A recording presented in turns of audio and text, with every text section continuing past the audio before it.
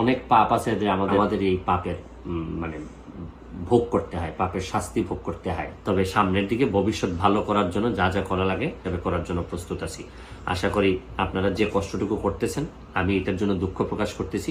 শুরু করিতেছি মহান আল্লাহর নামে, যিনি পরম করুণাময় এবং অত্যন্ত দয়ালু।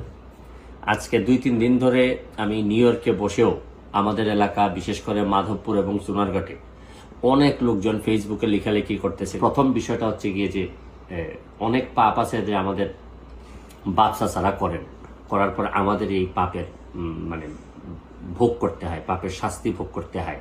যাই হোক, এখন অতীতের কথা না বলে এটা দিয়ে শুরু করলাম আর কি। অতীতের কথা না বলে এখন বর্তমান অবস্থায় আসি। আমাকে অনেক জবাবদিহি করা লাগে, আমি জবাবদিহি করার জন্য প্রস্তুত। তবে দোষাদোষিত করবো, আমি সিদ্ধান্ত নিচ্ছি যে প্রয়োজনে আমি মাধবপুর সোনারঘাটে মহাসমাবেশ ডাকবো। এই মহাসমাবেশের মধ্য দিয়ে আমি হবিগঞ্জের সব যারা আছেন তাদেরকে একত্রিত হওয়ার কথা বলবো। আমি আরো যারা 3জন এমপি মহোদয় আছেন তাদেরও দৃষ্টি আকর্ষণ করতেছি, চলেন আমরা একত্রিত হই। হয় আমরা মহাসমাবেশ করে আমরা নেত্রীকে জানাই দিই, প্রয়োজনে যে জায়গায় নক করা দরকার আমি এই জায়গায় নক করব।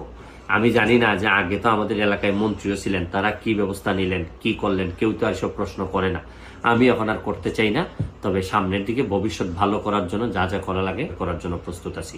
আশা করি আপনারা যে কষ্টটুকু করতেছেন এই কষ্টটুকু আমি এটার জন্য দুঃখ প্রকাশ করতেছি। আপাতত ভালো থাকবেন, সুস্থ থাকবেন।